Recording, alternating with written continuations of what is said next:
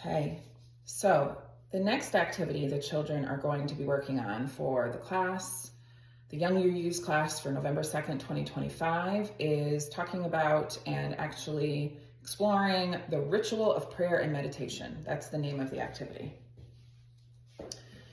So we've started to talk about what is prayer. We talked about help and thank you being old, simple, probably the first prayers that humans had a relationship with.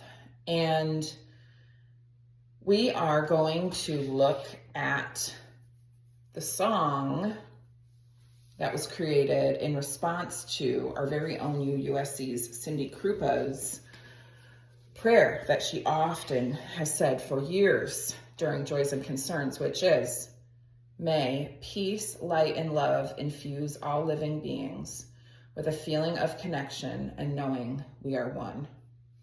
If you've been at a service long enough here, you've probably heard her say that at some point. And so Mary actually wrote music to that. And it is going to be being played at this Sunday's service, I believe, as the prelude, which means the children will be there for the time for all ages. I need to double check the program, but I'm pretty sure. Even if the children don't hear about it, we're going to talk about that it's being done upstairs this Sunday. And so for your knowledge, that is a prayer we're going to talk about that someone here uses a lot, and the different ways that it can be used. She's using words, we're lighting candles. Why do we light candles as part of prayer in different traditions or personal practices? And Mary set music to it. What does music bring to it? It's something that she does often over and over, the same words. That's ritual, the definition of ritual, which we have posted up in our classroom, the definition of ritual from a previous activity. And we're going to offer some time for the kids to act out these words. If they had to act out with their bodies the different parts of these words, and we might split them up into two groups.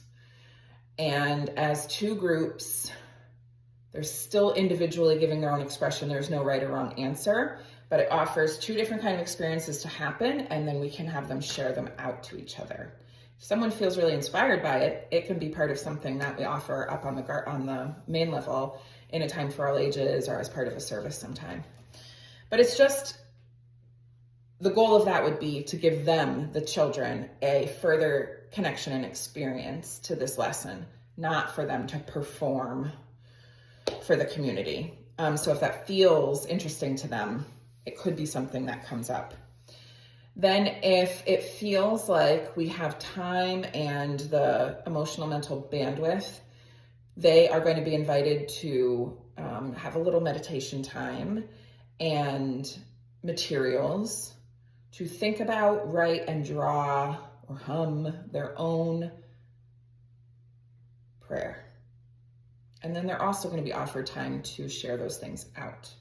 So again, these activities are basic. They're typically just paper, crayon, pencil, trying to keep the handheld part pretty simple so that we don't get too bogged down with complicated projects.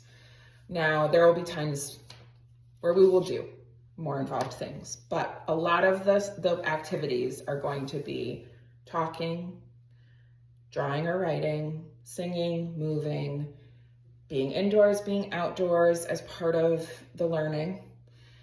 And I will talk more about the outdoor space in a different video. So thank you. That is the Ritual for Prayer and Meditation activity for November 2nd, 2025.